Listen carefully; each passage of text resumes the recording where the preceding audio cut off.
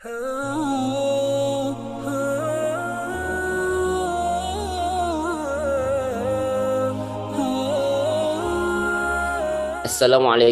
warahmatullahi wabarakatuh. Innal hamdalillah nahmaduhu wa nasta'inuhu wa nastaghfiruh wa na'udzu billahi min syururi anfusina wa min sayyiati a'malina. May yahdihillahu fala mudhillalah wa may yudlil fala hadiyalah. Asyhadu an la ilaha illallah wahdahu la syarikalah wa asyhadu anna Muhammadan abduhu wa rasuluh. Qala Allah Ta'ala ba'da a'udzu billahi minasyaitonir rajim.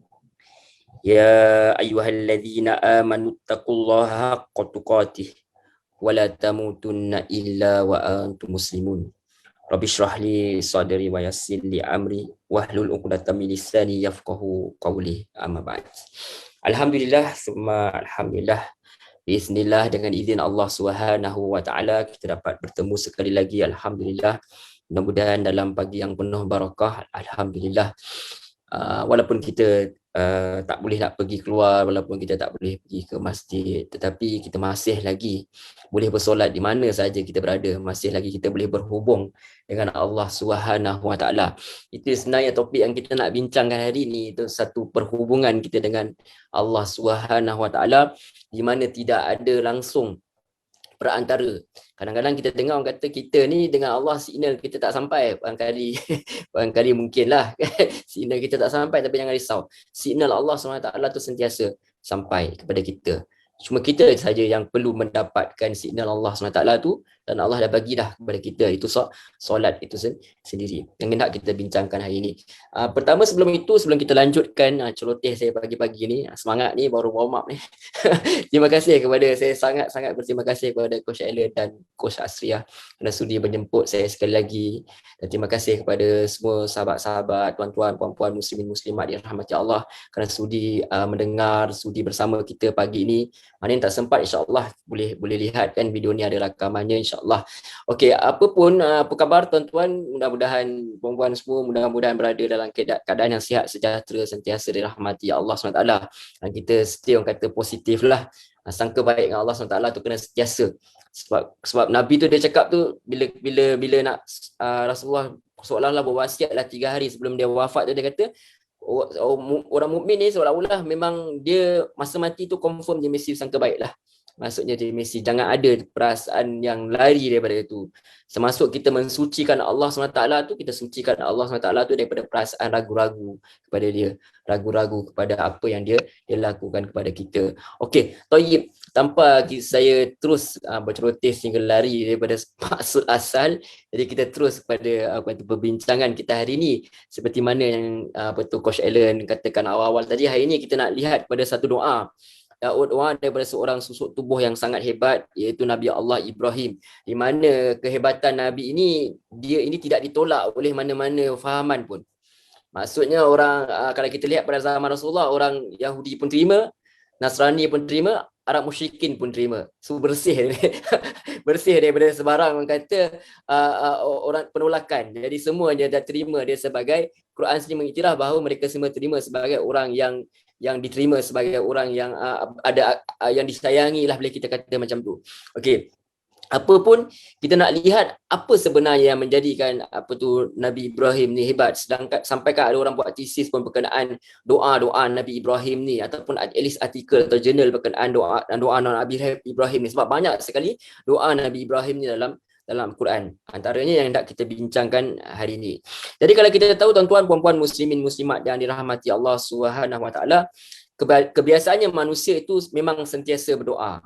Dalam agama apa pun mereka akan berdoa, dan selalunya bila kita berdoa tu, kita akan berdoa sesuai dengan apa yang kita mahu atau apa yang kita minat.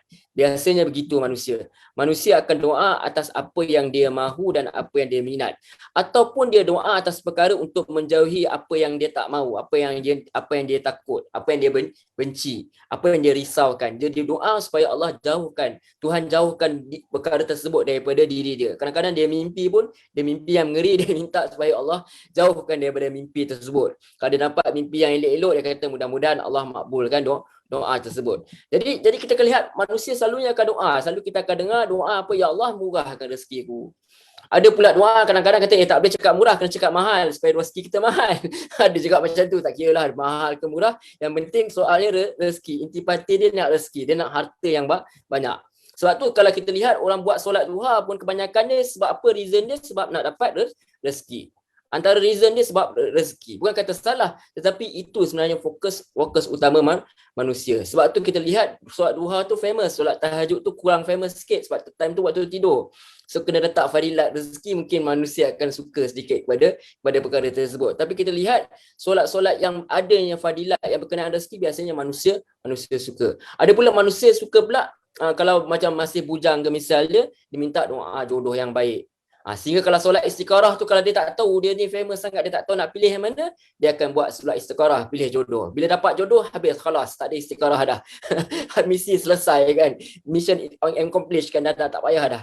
Sebab apa? Sebab itu dia punya motif dia, hanya itu motif dia. Jadi kemudian manusia sering berdoa juga agar dihindar dari hutang. Betul, ada hadis Nabi pun supaya kita doa supaya perkara tersebut, menghindarkan diri daripada wabak, penyakit, serta banyak lagi perkara-perkara seumpama yang melibatkan diri kita, fizikal kita, material kita.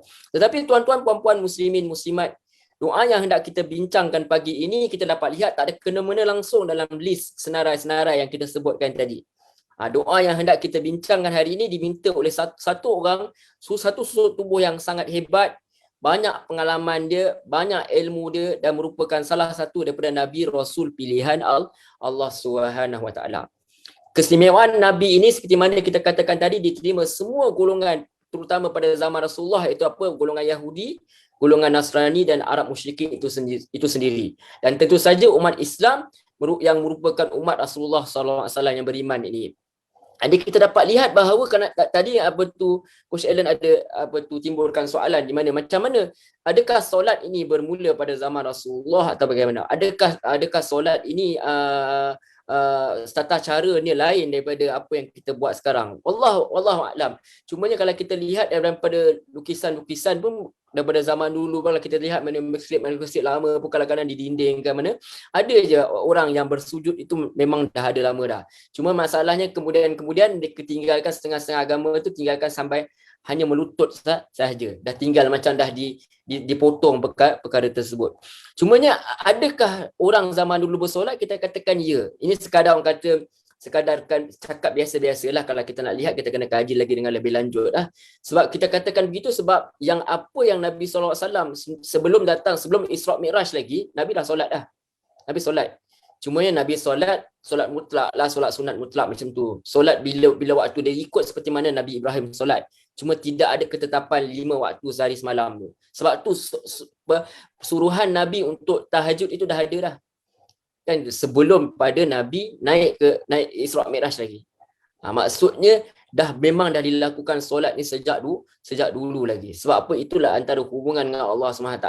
Dan boleh kita katakan tata caranya begitulah. Sebab Nabi Muhammad SAW dia tak reka solat dia sendiri. Sebab apa yang Nabi datang ialah Nabi naik ke langit tu bukan Nabi belajar cara solat. Nabi terima solat 5 waktu tu. Sebab tu asal Allah bagi berapa? Allah bagi 50 kan, kalau tak silap macam tu kan. Kemudian Allah diturunkan selepas pada hasil nasihat pada Nabi Musa tu, kemudian diturunkan menjadikan sampaikan umat Nabi Muhammad tu boleh solat 5 waktu je. Tetapi bersamaan dengan ada diganda-gandakan oleh Allah SWT. Jadi solat ni sangat penting, sampaikan itu antara yang Nabi terima ketika Nabi Isra' Mi'raj. Nabi tak terima benda lain, Nabi terima berkenaan dengan perintah solat ini. Diwajibkan ke atas Nabi ini untuk solat 5 waktu sehari semalam. Baik. Dan sebelum kita lihat kepada doa ini dengan lebih lanjut, kita kena lihat dulu latar belakang kepada doa ini. Dan siapa susuk tubuh yang bernama Nabi Ibrahim ini. Kalau kita lihat pada ayat yang ke-39, susuk tubuh ini itu Nabi Ibrahim AS dia menuturkan satu doa. Sebelum sampai kepada ayat 40 ni, doa apa? Doa melambangkan kesyukuran kepada Allah SWT. Apa doa tu yang dia tuturkan doa itu? Apa maksud dia? Segala puji bagi Allah yang telah menganugerahkan kepadaku di hari tuaku siapa Ismail dan Ishak. Kita tahu Nabi Ibrahim ni dapat anak waktu umur dia dah tua dah. Tapi yang dia bukan sekadar dapat Ismail, tapi lepas tu dia dapat Ishak pula. Dalam isteri yang berbeza lah.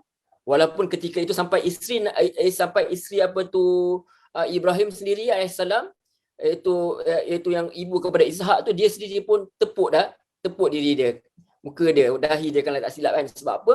Sebab apa dia sendiri tak sangka yang dia akan dapat anak. Itu antara yang kita dapat kena lihat kepada Nabi Ibrahim AS ni. Jadi daripada tutur kata ini jelas bahawa kita dapat lihat bahawa doa yang ayat yang 40 ini adalah hasil daripada syukurnya Ibrahim ini, kerana pada usia yang telah tua, boleh kita kata usia yang mustahil lah untuk seorang tu dapat anak, tapi dia dianugerahkan bukan seorang tetapi 2 orang anak, itu Ismail dan Ishak. Itu yang diberitahu oleh kita lah.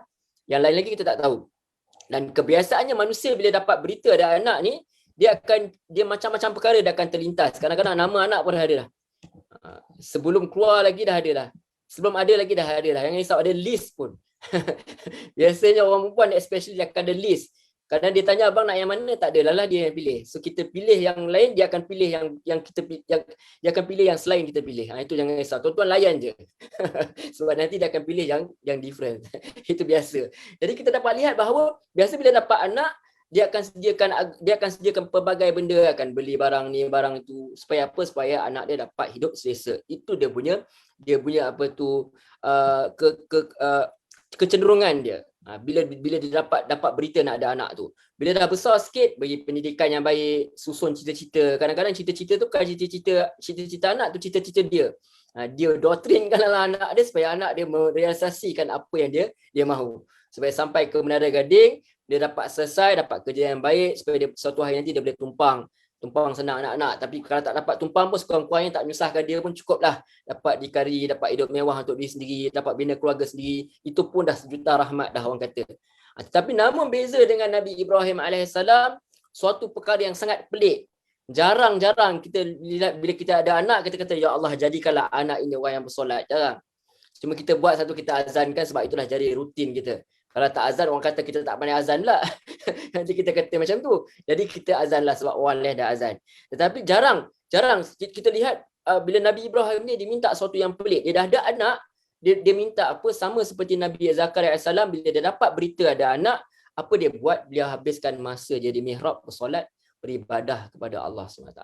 Anugerah yang mereka dapat, para Nabi ni dapat menyebabkan mereka lebih dekat kepada Allah SWT. Seperti mana Nabi Allah Sulaiman kan, dia dapat satu mukjizat ke apa sahaja, anugerah daripada Allah, menyebabkan dia lagi dekat dengan Allah SWT.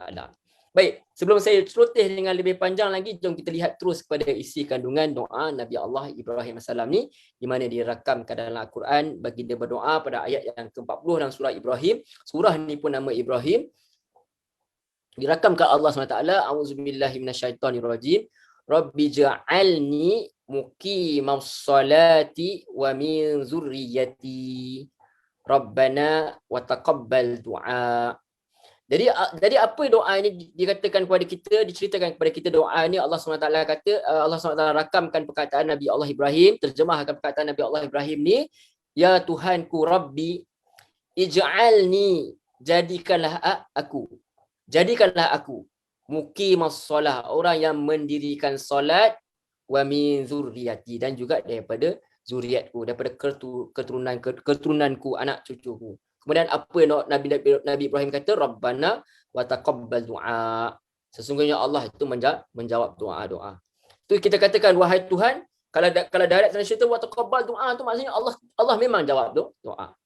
Dan menunjukkan bahawa terlampau positifnya Nabi Allah Ibrahim ni, sangka baiknya bahawa memang Allah akan jawab doa ni, akan ada daripada keturunan dia yang akan mendirikan solat sampailah dia menghembuskan nafas yang terakhir. Dan antaranya bukan saja Ibrahim dan Ishak, bukan saja Ismail dan Ishak, tetapi juga Nabi Allah Rasulullah SAW itu sendiri. Sebab kata zuriat kan, sampailah kepada Nabi. Kita lihat macam mana Nabi itu ketika dia sakit pun, dia masih lagi mendirikan solat. Sampai ke akhir hayat dia, tak ada istilah aku sampai makam tinggi, aku tak payah solat dah. Tak ada istilah tu. Sebab Nabi sendiri pun, dia solat sampai habis. Sebab apa? Itu hubungan dengan Allah SWT. Bila tidak ada solat ini, maksudnya kita telah memutuskan hubungan kita dengan sebagai hamba Allah SWT. Zakat masih lagi, kalau tak mampu, tak bayar zakat, tak apa. Kalau tak mampu, Kalau haji tak bagi haji pun tak apa, tak mampu tak apa. Tapi solat tak ada sakit ke apa ke, tak boleh. Dia tak ada istilah orang kata ganti lain pun, qada waktu lain pun tak sama. Sebab tu kalau tuan-tuan perasan, minta maaf cakap, kalau ibu-ibu kita semua kan, ada yang waktu yang dia haid misal, mana kena ganti? Tak ada ganti. Sebab apa? Sebab tak boleh nak ganti waktu lain. Satu lagi sebab rahmat Allah SWT lah, sebab kalau tak banyak sangat dah ganti. Tetapi puasa kena ganti dan sebagainya. Maksudnya bahawa hubungan dengan Allah SWT ni, the right time, pukul berapa masuk, waktu tu kena solat. Dia ada waktu dia lah, waktu kalau asar sampai pada sebelum maghrib tu kena solat. Sebab itu adalah satu hubungan kita dengan Allah SWT. Kita punya meeting dengan Allah SWT ni, hubungan dengan Allah ni, kalau kita ada meeting dengan raja, mana berani kita nak lambat-lambat kan, mana berani kita kata tak jadi datang lah. Dapat surat daripada istana, jangan main. Lepas tu tak dapat dah, kena blacklist lah kita. Tapi ini dengan Allah SWT, rahmat Allah SWT. Allah bagi kepada kita. Jadi apa yang Nabi Ibrahim ni buat, seperti mana kita katakan tadi, doa ni dibaca setelah beliau memperoleh 2 orang anak. Usianya yang sudah tua, itu siapa? Ismail dan Ishak, sebagai apa? Tanda syukur beliau kepada Allah SWT. Jadi beliau nak buktikan dengan apa? Dengan kekal taat kepada Allah SWT. Sebab apabila Nabi Allah Ibrahim doa muqimah solah, ni bukan maksudnya Nabi Ibrahim sebelum ni tak solat. Ya Allah, jadikanlah aku dalam solat. Sebelum ni tak solat. Nabi Allah Ibrahim ni tidak.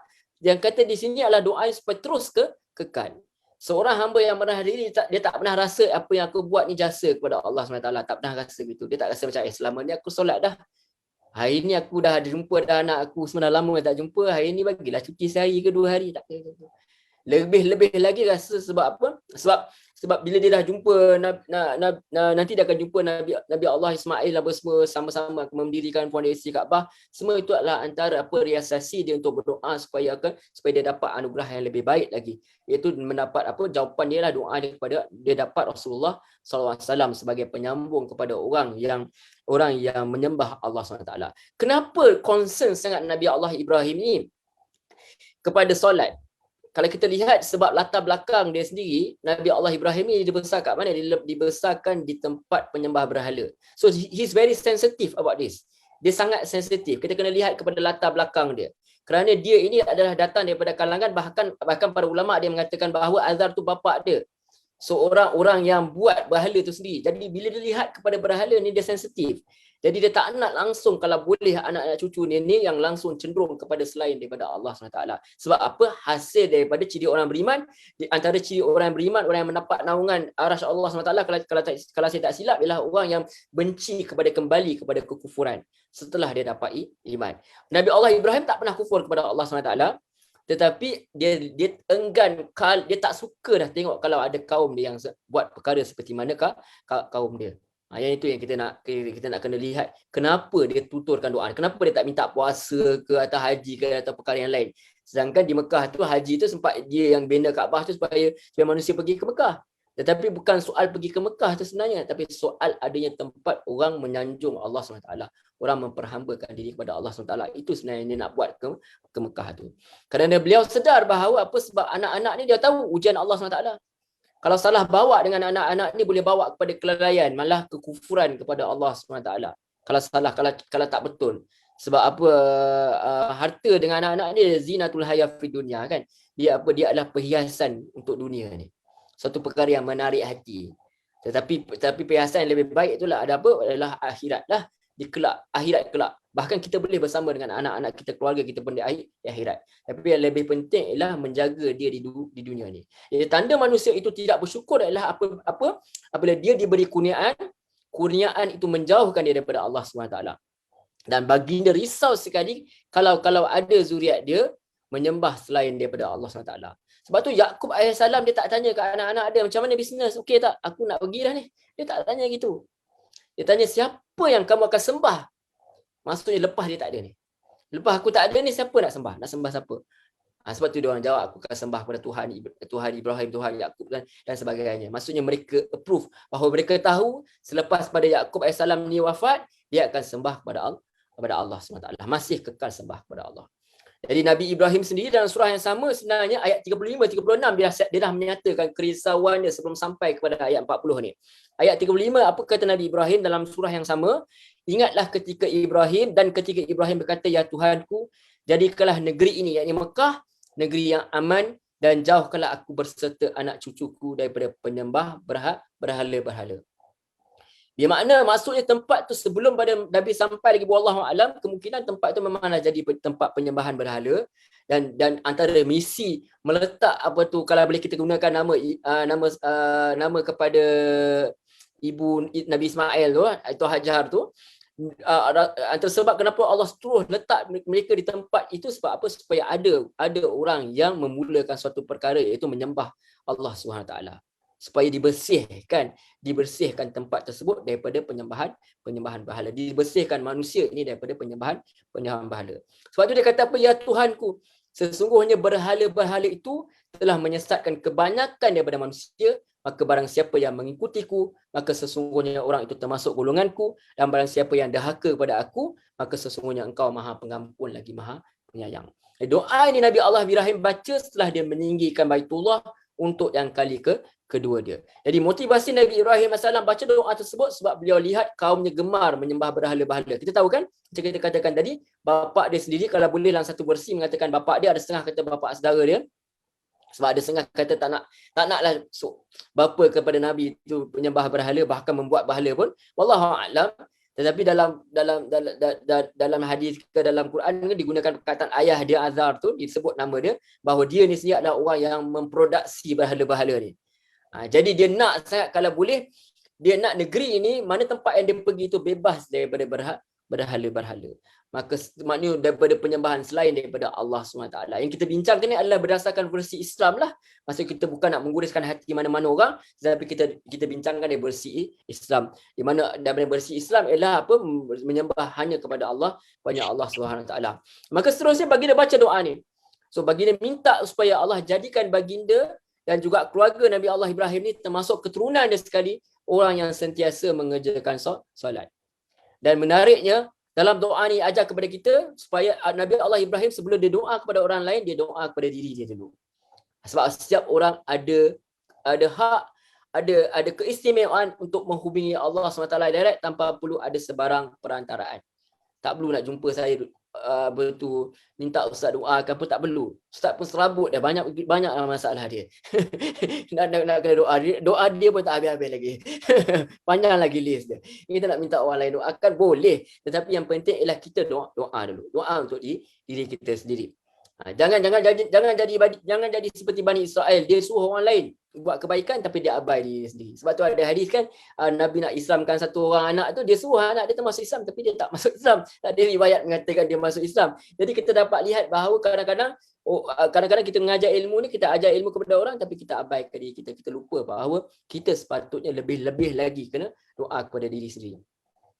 Kadang-kadang jangan jadi seperti setengah segelintir masyarakat yang bukan kita nak kata buruk, tapi ini realiti yang berlaku. Kadang-kadang ada orang dia hantar anak dia ngaji, hantar anak dia belajar baca Quran. Sebab apa? Supaya dia kata nanti senang nanti ustaz, dia kata supaya nanti kelak nanti bila saya mati nanti ada orang nak baca, nak sedekahkan pahala Quran kepada saya. Sedangkan sepatutnya sebelum dia disedekahkan dengan pahala Quran tu, sepatutnya dia sendiri kena baca. Dia sendiri kena baca Quran, dia sendiri kena faham Quran, dia sendiri kena amal Quran. Sebab pahala daripada baca Al-Quran tu, pahala daripada amal Quran tu dapat bagi syafaat dia. Pahala tu akan dapat memberi syafaat kepada dia di akhirat kelak dengan izin Allah SWT. Jadi Nabi Allah Ibrahim doa untuk diri dia, dia tak lupa untuk diri dia, dan dia tak lupa untuk zuriat keturunan dia. Kita manusia kadang-kadang kita doa untuk diri kita saja. Ada orang selfish pula, diri dia tak apa, orang lain boleh doa sendiri, tak apa, biar dia lah. Tak boleh juga. Kita kena doa untuk diri kita, dan kita kena doa untuk orang yang paling rapat dengan kita, zuriat kita, pasangan hidup kita. Supaya apa? Agar menjadi orang yang mendirikan solat, dan doa itu kita katakan sampailah kepada Rasulullah SAW dan tetap mendirikan solat sehinggalah ke akhir hayat dia. Orang yang walaupun dekat dengan Allah SWT, tetapi tidaklah dia berhenti daripada solat. So pelik macam kita kata, kalau ada orang kata sampai makam tinggi dia tak payah solat. Kalau macam tu, saya pada zaman-zaman kecil dulu dah lama dah sampai peringkat tinggi. Sekarang dah sampai peringkat rendah balik. Sebab apa? Dah start solat balik. Sebab zaman kecil-kecil kita rajin tinggal solat kan. Jadi dah lama sampai peringkat tinggi. Jangan macam tu.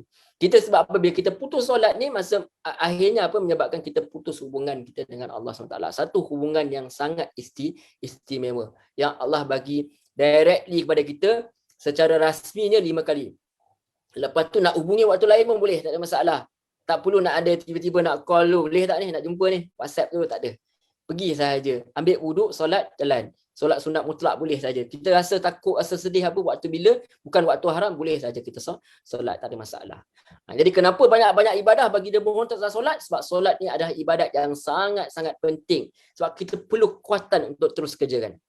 Kadang-kadang kita rasa malas, kita kata Allah solat. Anak saya kecil lagi kan, dia kata, dia baru solat Zuhur, tiba kita suruh solat asar. Tadi bukanlah solat tadi, dia kata. Dia pun kata, "Oh, banyak betul solat." Dia siap cakap lagi, banyak betul solat. Budak kan dia ikhlas hati, dia cakap, kita takutlah kena sambal peti apa kan. Tapi dia tak ada masalah. Dia boleh tanya, dia boleh suarakan perkara tersebut. So kita pun explain lah sebab kita nak supaya dan macam-macam. Dia pun buat tak faham, dia solat sebab dia nak main kat luar, dia solat lah. Dia solat lebih kurang. Jadi solat tu memang ibadah yang sangat-sangat berat. Jadi tak mampu kita nak buat melainkan jantung hati yang tunduk patuh kepada Allah SWT. Itu khusyuk. Khusyuk tu bukan kita kata memang tak ingat apa kiri dan kanan, tak. Tetapi khusyuk tu maksudnya dalam keadaan bila kita solat, kita sedar kita solat, kita faham apa yang kita baca dan kita sedar bahawa kita ini sedang berada di hadapan zat yang sangat hebat, iaitu Allah SWT. Jadi baginda minta kepada Allah SWT agar diberi kekuatan buat diri dan zuriatnya agar terus kekal menyembah Allah SWT. Sebab kita tahu, sebab tu Musa AS nasihat kepada Rasulullah, so minta kurang sebab memang susah solat ni. Dia ada tata cara dia satu benda yang berat, nak dengan kita ada masalah lain, dalam keadaan sedih ke, dalam keadaan gembira ke, dalam keadaan sibuk ke, solat tak boleh tinggal, sakit pun tak boleh tinggal solat. Sama ada kita jamak ke tidak ke, atau ada ruqzah yang tertentu, itu ruqzah, keringanan yang Allah bagi. Jadi meninggalkan solat sebagaimana akal itu sehat, tidaklah dibenarkan langsung. Melainkan ada uzur-uzur syar'i yang tertentu sahaja yang diberikan kepada orang wanita. Tapi kalau lain daripada itu, selagi mana akal tu sihat, kenalah solat sekadar mampu. Sebab kerana apa? Bagi dia tahu untuk teruskan solat ini, dia perlukan apa? Dia bukan soal kekuatan diri, tapi dia memerlukan taufik daripada Allah SWT. Bukan soal kekuatan. Kalau setakat kekuatan kita nak bangun pagi subuh pun susah. Nak angkat ni, orang boleh angkat dumbbell, tapi nak angkat kelopak mata yang Allah tarik macam tu boleh. Letak cungkil lidi pun dia tak turun. Tetapi kita tak boleh, tak mampu sebab kekuatan kita bukan diri kita, sebab kita tak mampu nak lawan nafsu dan ada bisikan syaitan yang tak suka kita solat. Kita tahu iblis dia tak mau sembah Allah SWT sebab perasaan sombong. Jadi takkan mana mungkin dia nak biarkan sebab kita lah, sebab Adam AS lah dia tergelincir, dia sebab Adam AS dia terpaksa keluar daripada syurga, maka takkanlah dia nak biarkan kita ini masuk syurga macam-macam tu saja. Nak pula zaman kita ni sibuk manjang. Sekarang ni dulu habis 9.5 kerja, balik rumah, okey settle. Tutup handphone apa semua, selesai. Sekarang duduk rumah 24 jam kerja. Sibuk manjang. Kita online, anak online. Kita duduk sini, anak kat sana tengok online juga. Sama, busy manjang. Anak pun sibuk lagi, ada kelas lagi. Ayah pun ada kelas lagi, apa semua. Macam-macam lagi kita. Yang kerja dan macam. Jadi kadang-kadang boleh solat. Mungkin kita ni Alhamdulillah orang beriman, solat tu mungkin tak tinggal. Tapi selalunya ujung-ujung. Itu jadi macam tu. Kadang-kadang kita pun confuse, aku solat ke tidak tadi. Sebab kita pun ingat dah solat asar, rupanya tadi solat Zuhur.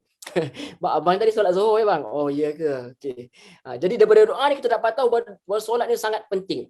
Sebab solat kalau betul cara dia, Allah kata dalam Quran, dia jadi pencegah kita daripada melakukan kemungkaran. Sebab perkara kita kata, Ustaz saya ni kata dah solat tapi masih jahat lagi. Kita kata macam tu. Banding dengan dulu. Dulu lagi jahat ke sekarang lagi jahat? Kalau dulu lagi jahat, maksudnya okeylah, dah berkurang lah tu. Maksudnya masih ada, solat tu telah memberikan kesan. Jawapannya lah terus solat. Jangan berhenti. Jangan kita kata, aku tengok tak ada kesan pun. Tak ada kesan. Orang akan tengok akan ada kesan. Sedikit-sedikit mesti ada kesan. Mungkin kita tak perfect, betul. Tetapi kita jangan berhenti. Orang kata, aku jahat lah. Lagi jahat, lagi banyak kena solat lagi. Lagi jahat, lagi kena solat. Bukan lagi jahat, lagi berhenti solat, tak. Sebab kita jahat, lagi kena dekat dengan Allah SWT.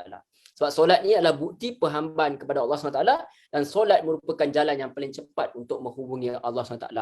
Sebab untuk kita minta kepada Allah, sebab dalam hadis Nabi ada kata, an Abi Hurairah radhiyallahu anhu, anna Rasulullah sallallahu alaihi wasallam qala aqrabu ma yakunul abdu min rabbih wa huwa sajidun fa akthiruhu du'a, rawahu Muslim.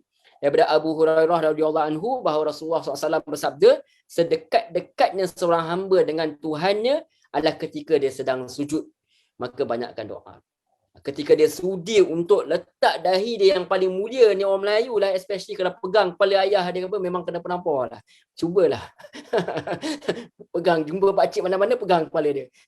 Memang dia penampar. Tapi dia dengan Tuhan tak ada masalah, dia letak dekat tanah. Tak ada pula dia rasa macam nak meninggikan diri. Sebab apa? Kita dengan Allah SWT, sehebat mana pun kita tetap hina di sisi Allah SWT.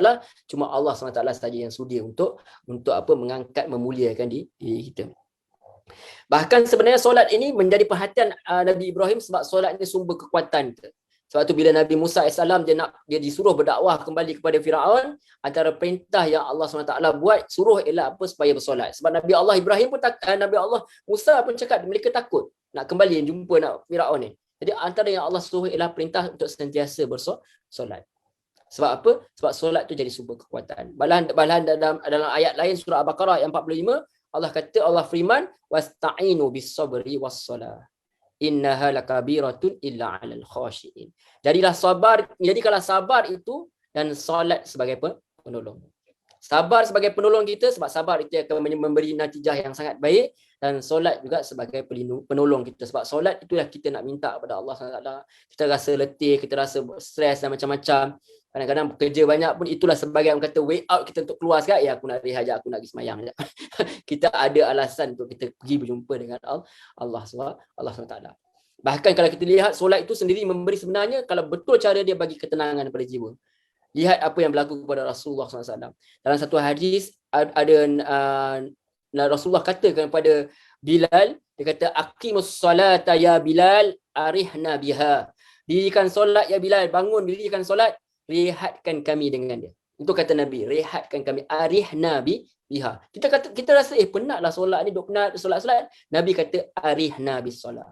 Rehatkan kami dengan solat. Bagaimana seorang Nabi yang memang dia sibuk, pemimpin negara, ada isteri dan bukan seorang isteri dia, ramai isteri dia, dengan macam-macam lagi perkara, tetapi dia dengan Allah SWT tidak pernah tinggalkan Allah SWT sampailah ke akhir hayat dia.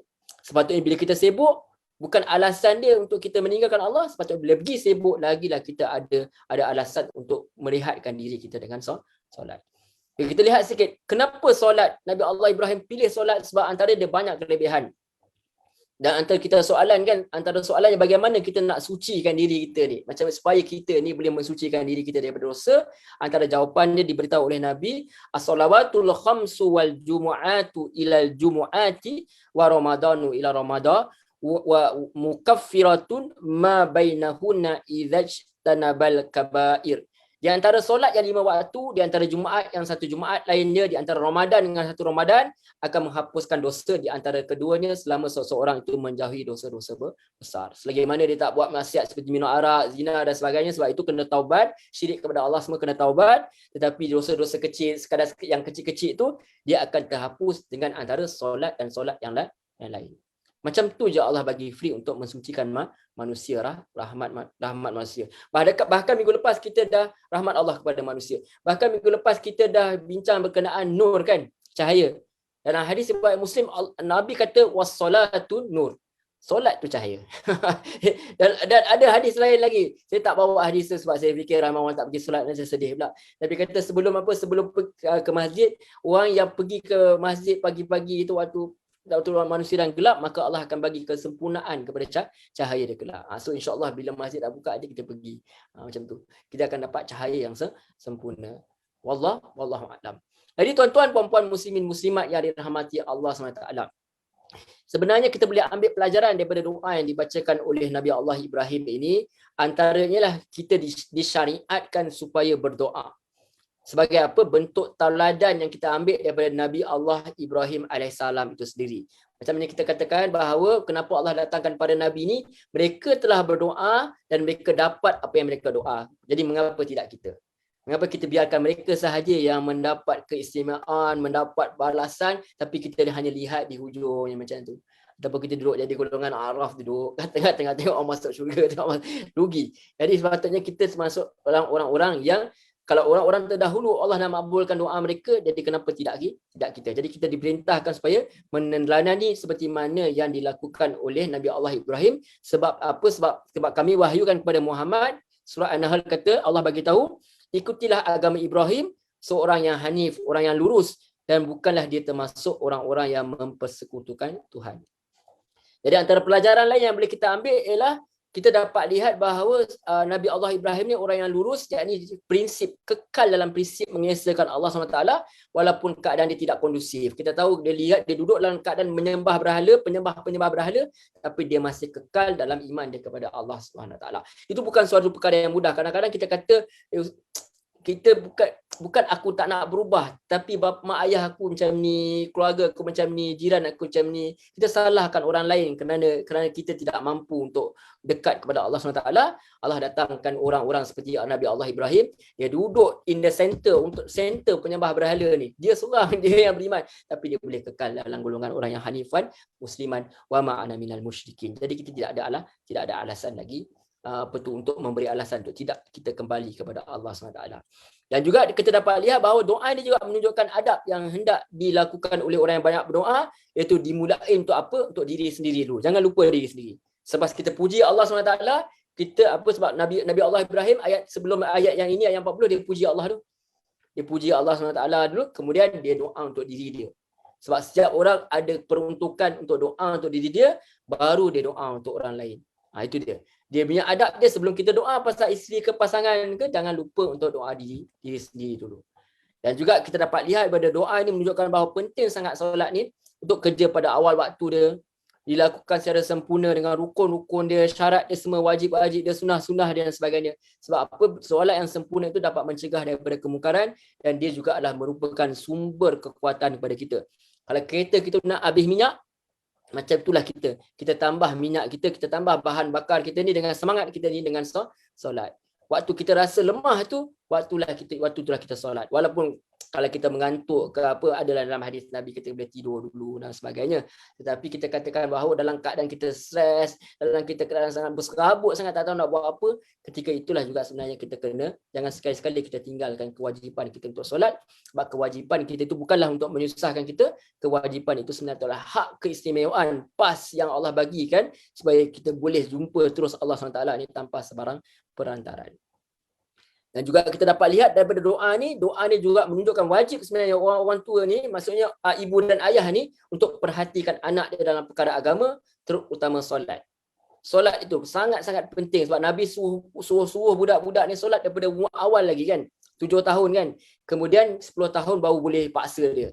Bukanlah paksa maksudnya bila dah disuruh selalu, maksudnya kena ada force sedikit supaya dia solat.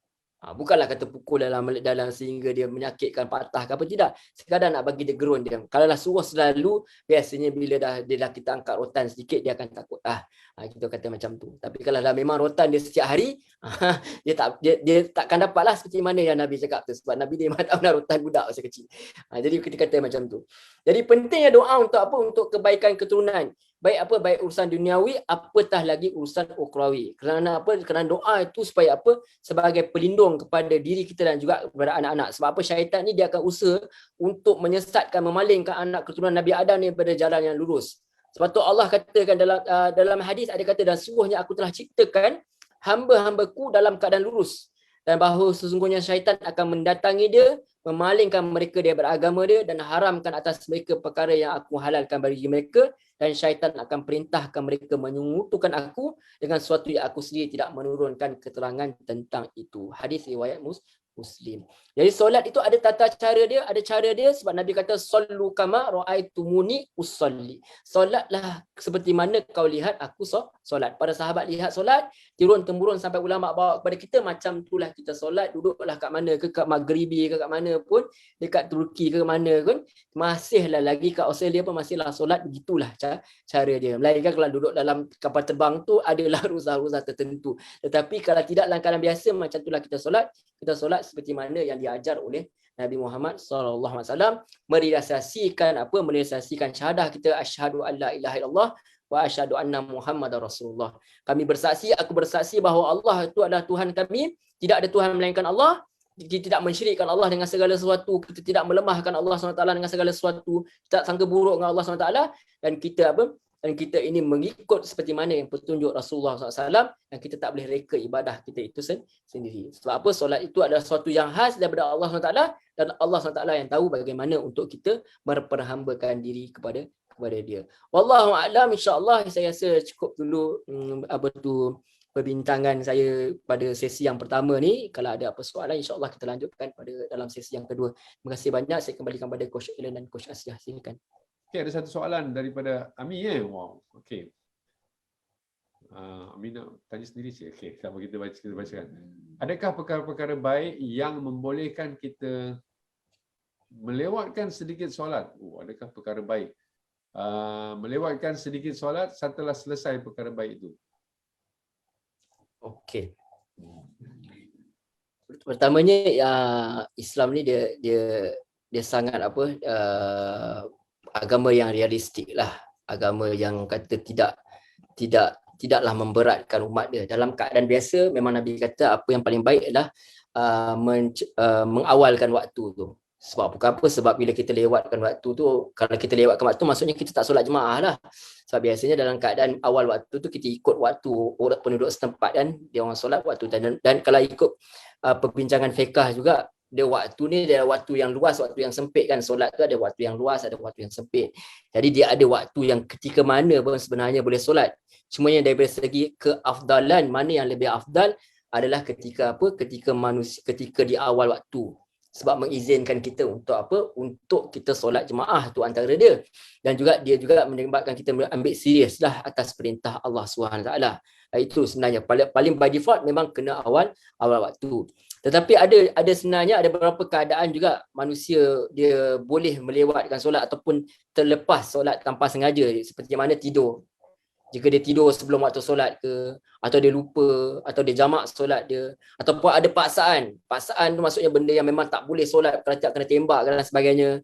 Ataupun ada takut terlepas waktu wukuf ke Arafah ke. Ataupun ada satu lagi, ulama tetapkan dia menyelamatkan perkara yang dimuliakan syarak daripada rosak dan binasa. Atau kita nampak orang tu nak lemas ke, kita tolong orang tu dulu. Bukan kita solat tu, kita tolong, kita selamatkan nyawa, itu lebih utama. Dan juga kalau dalam keadaan kita sekarang, mungkin kita ada kerja yang kalau memang aku buat, kalau memang aku tak buat, memang aku tak boleh khusyuk dalam solat. Misalnya, benda ni sikit je lah kita boleh lewatkan sedikit. Kita terpaksa buat makan, makan, Coach Ellen kata makan, betul. Nabi suruh dahulukan makan. Sebab apa? Sebab bila makanan terhidang, tapi kita jangan buat alasan kat kedai mamak tu memang sentiasa terhidang.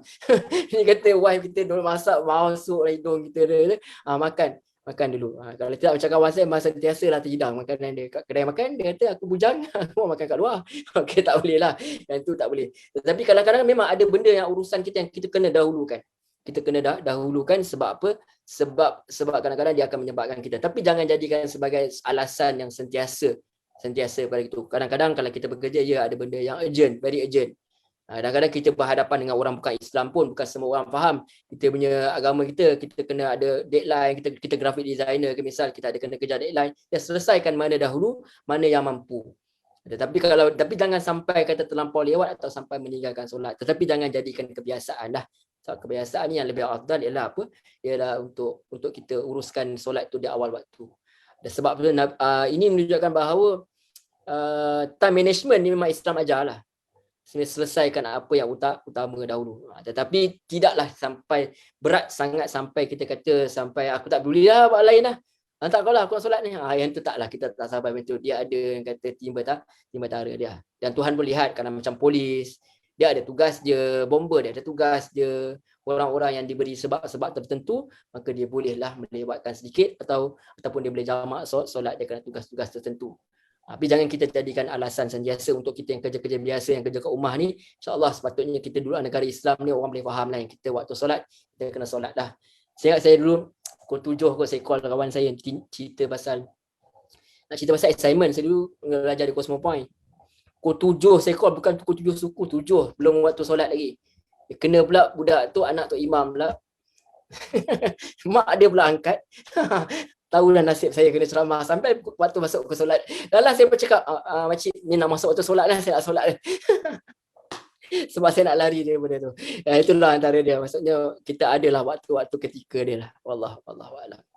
Ada satu soalan ni Ustaz. Assalamualaikum Ustaz. Adakah maksud zuriat itu anak sendiri atau ia membawa makna lebih luas? jika tiada zuriat bagaimana? Oh, bagus soalan ni. Kalau pada maksud asal zuriat tu memang apa tu, zuriat lah daripada diri sendiri. Asal maksudnya zuriat anak, cucu, cicit. Sebab memang keistimewaan lah untuk orang yang ada zuriat itu sendiri sampai Allah SWT nyatakan. Tetapi tak bermakna bila tidak ada zuriat itu tidak boleh mendapat kelebihan-kelebihan tentu. Kita lihat ada je isteri Nabi yang tak ada anak. Misal Aisyah tak ada anak. Tapi Ummul Mukminin dia dapat cara-cara yang lain, dia ada anak murid, dia ada cara-cara lain pula. Cumanya yang Allah galakkan sini sebab kebanyakan manusia itu memang di perkahwinan itu ialah membawa kepada zuriat. Kebiasaan by default. Jadi bila dah ada anak, kadang-kadang orang lalai sebab anak tu. Jadi dah ada anak, Allah bagi tahu, ajar kepada kita supaya channelkan anak ini kepada ini. Sebab manusia dia nak zuriat. Kenapa manusia nak zuriat? Sebab manusia nak cerita kat orang. Yalah, kita pun orang Islam, kita tanya apa kita bincang bapak dengan bapak, ibu dengan ibu. Anak kau dah sampai juzuk mana dah? Confirm. Memang orang akan tanya tu, kita macam dah sampai surah Nisa dah. Oh, terror anak kau. Anak kau baru melangkah. Jadi dia macam tu. Dia manusia nak mencerita berkenaan anak-anak ni. Jadi Allah ajar kepada doa Nabi Ibrahim ni supaya kita channelkan kepada perkara tersebut. Maksudnya kalau kita ada zuriat, kita ada harta ke apa, mesti mulakan untuk perkara-perkara yang baik. Tetapi kalau kita tak ada anak, bagaimana kita nak buat? Kita boleh macam-macam perkara kebaikan yang boleh kita buat. Kita buat perkara yang baik, kita bagi duit kepada untuk orang buat sebagai amal jariah kita. Kita ada orang-orang lain, misal kalau ada orang dia nak ambil anak angkat ke dan sebagainya, dan ataupun dia ada anak saudara misal. Anak saudara pun termasuk daripada segi walaupun bukan zuriat yang direct, tetapi dia juga kira darah daging juga. Dia ada orang-orang yang dalam silaturahim juga dapat pahala juga. Bahkan dia untuk especially lelaki, yang saya ingat saya cakap baru-baru ni. Kita kan orang lelaki kan dia dapat harta dia lebih. Misal kalau dia dapat harta dia lebih, dia lihat anak saudara dia, walaupun ada mak ayah dia lagi, ayah yang bertanggungjawab bagi nafkah, tapi dia dapat lihat tak cukup nak tab ke apa, misal sekarang nak belajar ke apa, kita ada duit lebih, kita kena bagi kat dia. Sebab dia adalah antara orang-orang yang kira termasuk dalam ahli waris lah, orang-orang yang masih dalam silaturahim. Jadi bukan pada anak tu, zuriat tu bukan saja dia saja, bukan dia saja, boleh jadi anak saudara, boleh jadi ni, boleh jadi ni. Tapi kalau yang lebih baik yang direct daripada dia lah. Sebab bukan kata orang yang tak ada anak tu tak bagus. Bukan. Sebab Allah nak channel, nak ajar kita kalau ada zuriat, inilah yang kau kena buat. Tapi kalau tak ada zuriat, ada cara lain lagi. Sebab apa? Ada orang macam Aisyah radhiyallahu anha.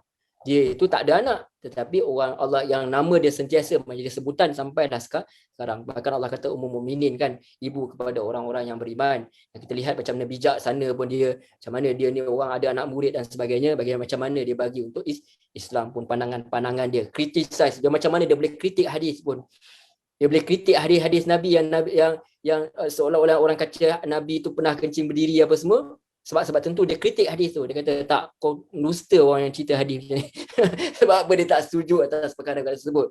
Tapi ulama kata tak, bab kat luar tu sahabat-sahabat Nabi lebih tahulah. Sebab mereka mereka sentiasa berjalan dengan Nabi. Mereka lihat Nabi ini very practical. Ada tempat-tempat tertentu yang terpaksa lakukan perkara tersebut. So sahabat cerita. Aisyah pula apa dalam rumah dia tahu. Dia apa yang lagi, sebab apa dia lebih dekat dengan Rasulullah SAW. Apa perkenaan keluarga. So kita dapat lihat harmoni. Tapi apa kita lihat, kehebatan manusia itu bukan dilihat kepada zuriat itu, tapi dilihat kepada diri dia sendiri, bagaimana dia bawa diri dia. Banyak lagi jalan lain untuk apa? Untuk mendapat rahmat Allah SWT.